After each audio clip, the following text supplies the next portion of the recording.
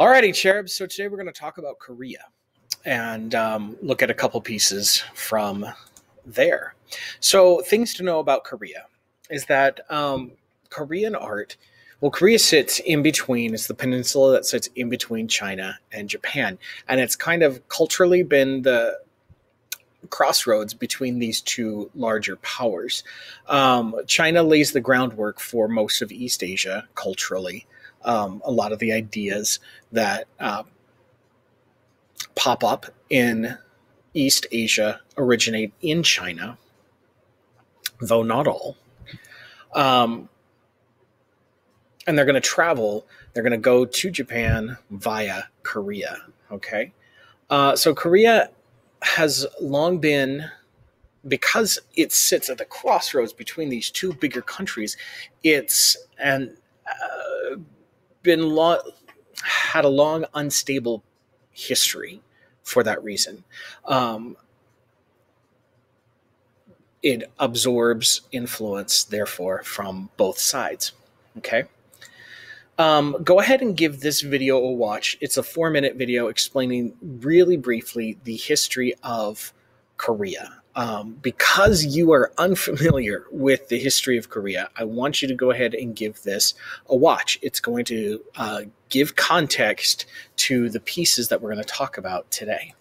Okay, so our first piece here that we're going to look at comes from the Three Kingdoms period. Now, that's an earlier period in Korean history, and the video will talk about the three different kingdoms. There's actually 4, but the one doesn't count. So there's the 3 different kingdoms, and the one of them is the Kingdom of Shilla, in the kingdom that is the southeastern part of the Korean peninsula is the Kingdom of Shilla. It's one of the smaller kingdoms. But from there, we get this piece. Now, check out the date. It's 400 to 500 CE. So right as the fall of the Roman Empire, right as Christianity is taking over, like taking off real big, that's when this is in Europe. Excuse me. That's when this crown in the Kingdom of Shilla is being produced. Now, if we take a look at it, it is gold and jade. It has these these antler-like protrusions up at the top. It's decorated with jade throughout, jade spangles throughout. It does have a little curtain of gold that hangs over the eyes, again, influence from China. Now, this crown was found in a grave. All right, and it is extremely fragile. This was not meant for daily wear. Okay, this was a grave good. This was a burial good, a ceremonial thing that was, because it is extremely, extremely fragile. All right.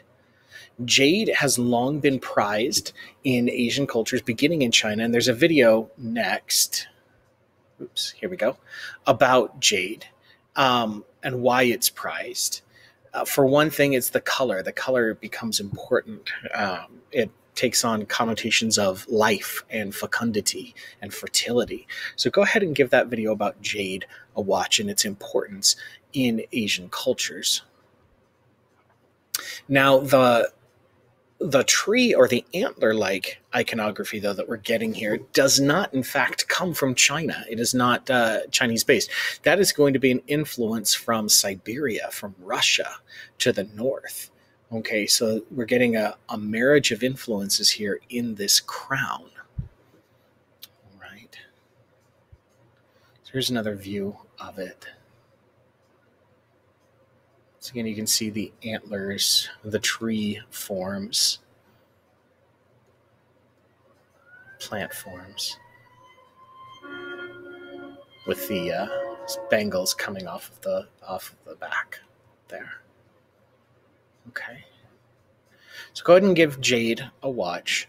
So again, it is extremely lightweight. This is not a heavy crown because, and again, it wasn't meant for daily wear to be worn about the kingdom. This was meant to be worn in death. All right. So again, coming from the Three Kingdoms period, from the Kingdom of Shilla, uncovered in a royal tomb. And again, it has no precedence in China, this type of crown, except for the the beads that hang down, it's based on Siberian forms. Okay, so it demonstrates the power, the wealth, and the craftsmanship of the Korean kingdoms. Okay. Now, our other piece is going to come from about 1,000 years later. So we have the Three Kingdoms period in Korea, where the if you get to watch, I just watched this video about it. It was really endlessly fascinating that these three kingdoms, and really the fourth as well, they're like making alliances, Game of Thrones style, with each other across the peninsula, fighting each other, and then making alliances with the Chinese, and then alternately with the Japanese, and people are stabbing each other in the back, and there's lots of like infighting, and then this kingdom will take over the peninsula, and then the other two will band together and throw them out, and the one will stab the other in the back and take over the whole peninsula, and then the Chinese will come in, and then the Japanese will. So it's this very, very complicated. It really is Game of Thronesy style machinations. It's really a fascinating story. So please, if you get the chance to learn more about Korean history, it's absolutely fascinating. That being said, finally, the Mongols are going to come in, like they do everywhere in Asia, and swallow Korea up. So they're going to be remain an influential player for quite some time. And then they're going to be booted out, okay? At which point we get the Joseon dynasty, which is going to last from the medieval period up through the 19th century. So it is rather a long time period. So we get this portrait from the Joseon period, the Joseon dynasty. And now this is a portrait of Sin Sukju. Now, Sin Sukju was a prime minister. He was a civil military officer that rises through the ranks and becomes becomes the prime minister of Korea. So he's seated here on this chair. Now notice he's in a 3/4 position. He's in a 3/4 stance. He's not straight on like a Byzantine image would be, and he's not in profile. He's 3/4, which was the traditional stance for a Korean official portrait. He is wearing robes.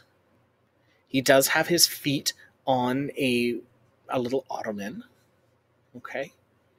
He does have this gold applique work. Now, this is ink and paint on silk. So this is, again, very prestigious. And he's got this gold applique work on the front of his chest. He's got geese and clouds and plants. And these are going to be, or peacocks, depending on the interpretation. And these are going to be symbols of his authority and might, that he is a government official, and that they're done in gold to prove that he is wealthy. All right. So he is meant to look serene. He's meant to embody the Confucian values, because again, Confucianism is going to enter into Korea via China. So it's meant to embody the Confucian values of loyalty to the state, of loyalty to family, hierarchy, and it is believed in Korean portraiture that the face gives away everything. And so great detail was taken to make sure that the face was an accurate likeness. Okay. So we could see what type of judge, what type of person he was by his facial features. All right. Now you can see that the folds in the cloth aren't really delineated by value, that they're not shaded per se, but they're delineated by line. So while he does appear more rounded, more fully rendered than perhaps, like I'm thinking of the gospel portrait of St. Luke, he does appear more fully rendered. We've got the contour lines here on the folds of the fabric. They feel real, more natural to us. It's not delineated. There's not using value here to show depth. Okay. It is rather flattened. And this is the portrait of Sukju. Okay, there is a little video. Go ahead and give it a watch. It is actually a project from another AP class that was posted, and it's a really, really good analysis. Okay, so go ahead and give that a watch.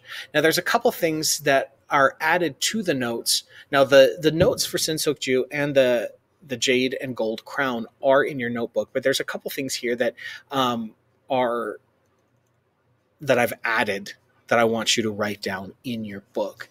So, for example, the 3/4 pose is typical of Korean portraiture. All right.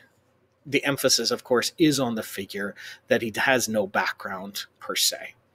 The portrait is a portrait, but it is done as an honor to him, to honor him for his lifetime of achievement and his all that he gave to the kingdom of Korea. Okay, so it is a hanging silk scroll.